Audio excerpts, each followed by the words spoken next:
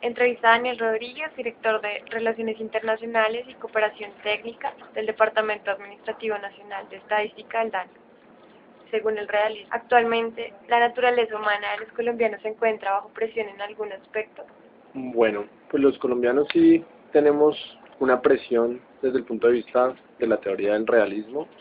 La mayoría de los países ejercen una presión sobre Colombia en el término de la seguridad. Se ha considerado que Colombia está reflejando un problema de seguridad para la mayoría de los estados y gobiernos desde el punto de vista del narcotráfico, la guerrilla y otro tipo de elementos. Entonces hay siempre mucha presión hacia el gobierno nacional para que nosotros, independientemente de las decisiones internas que tomemos y de las políticas que decida el gobierno, siempre tengamos que tener en cuenta las presiones externas sobre básicamente la lucha contra el narcotráfico y la guerrilla. En la teoría del realismo se habla sobre el bienestar nacional como prioridad. Según esta teoría, ¿qué entidades del Estado colombiano estarían en función del bienestar nacional? Pues de acuerdo a lo establecido en la Constitución Nacional del 91, precisamente se supone que todas las entidades del Estado trabajan, y en el caso particular del DANE, trabajamos en función del bienestar nacional. Todos tenemos que procurar lograr unos objetivos que están alineados con el plan de desarrollo. En este momento tenemos el plan de desarrollo de prosperidad para todos del gobierno nacional, y con base en ese plan que está enfocado al bienestar de los ciudadanos colombianos debemos trabajar todas las entidades. Sin embargo, en mayor o menor medida se ve el grado de cómo influye las diferentes entidades dependiendo de la influencia directa que tengan sobre la situación diaria de cada uno de los países. Sin embargo, en general, todas las entidades estamos buscando el bienestar nacional. El realismo también habla de la política internacional como la lucha por el poder en cuanto a los intereses de las grandes potencias, y estas grandes potencias entran en conflicto. Entonces, a partir de esto, ¿qué papel viene a jugar un país como Colombia para las relaciones internacionales cuando es un país subdesarrollado? Hoy en día todos los países tienen un papel en el marco del sistema internacional. Es muy claro el papel que puede jugar un papel como Colombia, sobre todo teniendo en cuenta que hoy en día somos considerados como un país de renta media por el nivel de ingresos que recibe el país. Como probablemente lo sabes, el presidente Santos solicitó formalmente a la Organización para el Desarrollo Económico y la Cooperación, a la OECD, poder ingresar a ese grupo, que es un grupo de los países más desarrollados, y por lo tanto se considera que Colombia ya tiene cierto nivel de influencia. Sin embargo, nosotros jugamos un papel fundamental, porque de todas maneras las grandes potencias en un sistema en el que interactuamos todos no pueden imponer hoy en día, como lo hicieron durante la época de la Guerra Fría, sus ideales. Hoy en día tienen que contar con países como nosotros. Les voy a dar un ejemplo muy puntual, es el caso del Consejo de Seguridad de Naciones Unidas. Como saben, el Consejo de Seguridad de Naciones Unidas tiene unos miembros permanentes, entre ellos están las principales potencias. Sin embargo, hay unos países que somos miembros no permanentes, y estos países miembros no permanentes también podemos participar para presidir este Consejo de Seguridad de Naciones Unidas. Actualmente Colombia está presidiendo el Consejo de Seguridad de Naciones Unidas, y desde espacios como este ha podido ejercer presión a nivel internacional, incluso al mismo nivel que algunas potencias internacionales. Colombia ha tenido voz y voto en las decisiones que se tomaron respecto a la búsqueda del presidente Gaddafi y la posterior captura y asesinato, respecto a los bloqueos que se hicieron a Afganistán, a Irán, etcétera. Entonces sí podemos llegar a tener poder hoy en día bajo el esquema actual en el que nos estamos rigiendo. O sea que para el realismo no aplicaría. Hoy en día no podríamos. No aplicaría el realismo. No, hoy en día no estaríamos bajo una teoría del realismo, porque ya es más probable que los países puedan ejercer cierto tipo de presiones, sobre todo porque hay presiones por parte de la sociedad civil. Entonces, por ejemplo, los movimientos que estamos viendo de los indignados en España, en Estados Unidos, ese tipo de presiones pueden llegar a que también un país pequeño pueda ejercer presión sobre países grandes en diferentes temas. Por otra parte, en cuanto al liberalismo, según las estadísticas del DANE, los tratados de libre comercio que se han firmado con potencias, ¿qué tan beneficiosos han salido? Bueno, sinceramente en este momento, de acuerdo a las estadísticas que produce el DANE, no se ha hecho el ejercicio de revisar cómo ha sido el impacto de los tratados de libre comercio. Sin embargo, sí hay cifras que demuestran que las exportaciones de Colombia han aumentado. Básicamente aquí el problema no es tanto de abrir o cerrar las fronteras, sino el problema está más relacionado con que la industria nacional esté preparada para recibir los procesos que vienen después de un tratado de libre comercio. Lo mismo que nos sucedió en la época del presidente Gaviria, cuando vino toda la teoría de la apertura económica, donde muchas entidades y muchas empresas del sector privado, sobre todo pequeñas y medianas empresas, se vieron afectadas. Básicamente era por no estar preparadas y no porque tuvieran alguna influencia directa de lo que fue la apertura económica, y en este caso lo que serían los tratados de libre comercio. La teoría del liberalismo dice que el libre mercado genera progreso económico y el progreso económico genera paz. ¿Esto es cierto? Es cierto, el progreso económico genera paz desde el punto de vista en que cuando las personas ven un beneficio, ven que están mejorando sus condiciones de vida, no se van a ver obligados de pronto a ir a las armas. En Colombia se han hecho una serie de estudios sobre por qué tenemos tanta violencia. La mayoría de los estudios, bueno, hay unos que dicen que es heredado de los españoles, otros estudios dicen que tiene que ver con nuestras raíces indígenas. Sin embargo, lo que se ha demostrado es que la mayoría de los factores de violencia se generan por la falta de oportunidades. Si se generan más oportunidades, esto se logra con el progreso económico, podemos tener un mayor desarrollo, por lo tanto podemos tener paz. Pero hay que tener en cuenta una cosa, el progreso económico no es todo, no solamente podemos tener mejores salarios y mejores ingresos, eso debe ir acompañado de otros temas como mejor educación, mejor calidad de vida, mejor transporte, mejor acceso a medios de comunicación, a bienes públicos, a servicios públicos, etc. Mirando los conceptos de identidad y de cultura. En cuanto al constructivismo, las relaciones internacionales modifican de algún modo el conjunto de valores comunes y de tradiciones de un Estado.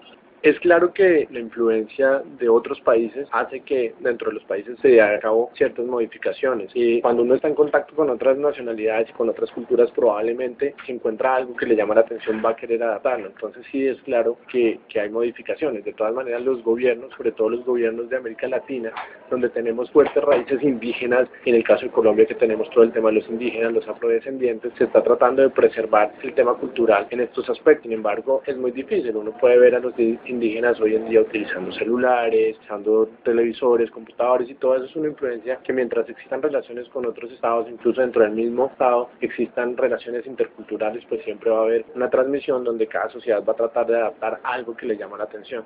¿Cómo se evidenciarían las transformaciones de identidad en las relaciones de un país de las potencias, serían China y Japón, a países occidentales que no son potencias? Lo que pasa es que en el caso de China y Japón, particularmente de China, China ya es una sociedad que está muy occidentalizada. O sea, ellos hoy en día saldrían como potencia, pero ellos ya vivieron el proceso anterior. China ya vivió la occidentalización. China, por ejemplo, hasta hace unos 10 o 15 años, uno en China no veía, por ejemplo, propagandas de maquillaje, de ropa interior para mujeres, porque eso no se usaba en esa cultura. Uno visitaba China hace 10 o 9 años y ya empezó a ver ese tipo de publicidad. Ambos son países que mantienen sus tradiciones, pero ellos van a tratar, bueno, ellos sí van a tratar de hacer cierta influencia sobre los países occidentales, pero no va a ser tan sencillo por lo que menciono que ellos ya están occidentalizados. Sin embargo, por ejemplo, China tiene una cultura muy clara donde uno de sus principales elementos es que ellos piensan que pueden lograr aumentar su posicionamiento en otros países a través del idioma. Entonces, por ejemplo, el gobierno chino tiene unos programas de cooperación con los diferentes gobiernos, donde, por ejemplo, tienen becas que ofrecen a ciudadanos de cualquier país. Digamos, un colombiano puede ir a estudiar a China, y lo curioso es que puedes ir a estudiar a China cursos en inglés, pero como parte de la forma que ellos quieren transmitir su cultura, tienes que hacer obligatoriamente 1 año y medio como parte de esa beca de mandarín. Y lo mismo cuando ellos envían profesores, por ejemplo, aquí ellos están tratando ahora cada vez más de enviar profesores a diferentes universidades. Por ejemplo, la Universidad de Antioquia en Medellín tiene un programa donde está trayendo profesores chinos para que empiecen a difundir la cultura aquí en el país. Y los chinos además tienen otra cosa, ellos tienen una sociedad que se llama la Sociedad de Amistad del Pueblo Chino con el Extranjero. Y esa Sociedad de Amistad del Pueblo Chino con el Extranjero tiene sedes en diferentes ciudades. En Bogotá, por ejemplo, hay una sede, y a través de eso empiezan a tratar de transmitir las diferentes creencias, las diferentes tradiciones culturales que tienen ellos. Ellos tienen temas muy fuertes como que el calendario chino es distinto, cambian de año en febrero y no como nosotros en enero, en diciembre. Tienen una serie de tradiciones que ellos tratan de difundir a las diferentes sociedades. Hablando un poco de la teoría de la dependencia, en cuanto a los conceptos de determinismo económico y globalización, ¿cree que para Colombia es más propicia la industrialización por sustitución de importaciones o un libre mercado? ¿Y por qué? Para Colombia en este momento, ya en el punto en el que está el país, es más beneficioso el libre mercado. Básicamente porque pues, yo estoy de acuerdo con la teoría del libre mercado, que el libre mercado es el que deja vivo a las empresas que están realmente preparadas para subsistir, y que finalmente las que mueren era porque no estaban listas para competir. Por eso insisto mucho en que el tema de los tratados de libre comercio o las aperturas económicas, lo importante es que el gobierno destine recursos y políticas para capacitar, darle préstamos a través de Proexport, por ejemplo, a la pequeña y mediana empresa para que estén preparadas para esa apertura y para ese libre mercado. Pero creo que la mejor solución para un país como Colombia es el libre mercado. Beneficia a los productores porque los pone a competir, tienen la oportunidad de ver lo que se están haciendo en otros lugares, también tienen la oportunidad de industrializarse, de mejorar tecnología, de importar tecnología de otros lugares y sobre todo para el consumidor, que tiene la oportunidad de tener lo mejor de Colombia y lo mejor de otros países. La teoría de la dependencia habla sobre una potencia que se beneficia en la interacción con un país pues, que no es potencia o que es más pequeño. Entonces, a partir de esto, ¿qué aspecto determina el surgimiento económico para un país subdesarrollado, según la teoría de la dependencia?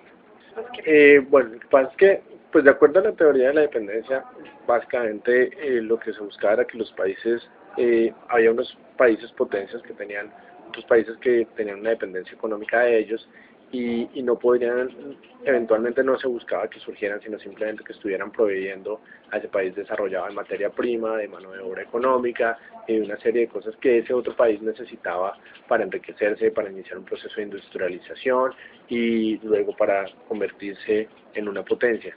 Sin embargo, hoy en día yo insisto que hay algunas de estas teorías que ya no son, para mí no son claramente aplicables y el caso de la teoría de la dependencia es una de esas, porque de todas maneras hoy los países pequeños sí recibimos ciertos beneficios de estar aliados con un país desarrollado, pueden ser o beneficios económicos o simplemente pueden ser beneficios desde el punto de vista del ámbito internacional para recibir apoyo en diferentes aspectos. Por ejemplo, para el caso colombiano es muy claro que el estar aliado con los Estados Unidos nos ha permitido participar en diferentes foros internacionales, tener cierta participación política, cierto juego, como esto que les comentaba al principio, de poder estar en espacios como presidir el Consejo de Seguridad de Naciones Unidas. Eso sí nos beneficia en estos aspectos. Puede que necesariamente no tengamos una influencia directa en el tema económico, pero sí es importante para un país pequeño estar aliado de las potencias hoy en día. Ya en la escuela inglesa se habla sobre dos países que están relacionados y uno de ellos trata de hacer una balanza entre reforzar sus fuerzas armadas, pero también teniendo como una relación estable con el otro país. Entonces, a partir de esto, ¿hasta qué punto se deben llevar las relaciones internacionales para no llegar a, por ejemplo, con el Tratado de Libre Comercio con Estados Unidos, que no se vuelva Colombia un pequeño Estados Unidos, sino sea Colombia y se mantenga siendo Colombia, que no se pierda eso? Pues el punto clave en el tema de las relaciones internacionales en este sentido son las negociaciones que se hagan previo lo que se va a establecer. En el caso, por ejemplo, específico del Tratado de Libre Comercio con los Estados Unidos, ustedes saben que es un tratado que se ha demorado bastantes años en negociación, básicamente porque se ha tratado de buscar que queden representados los intereses de los gremios, de los diferentes sectores en Colombia. Claro, apenas se aprobó el Tratado de Libre Comercio, salieron los agricultores, incluso el mismo ministro de Agricultura en algún momento planteó que los agricultores, los pequeños agricultores se iban a ver afectados.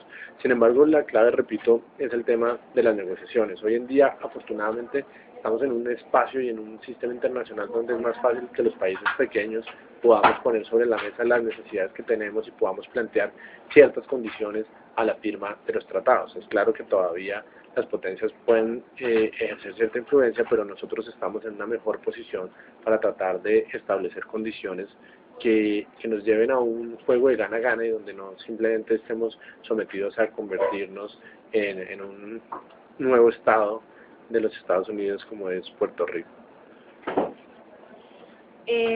Una sociedad internacional, ¿cómo se construye? ¿A partir de qué?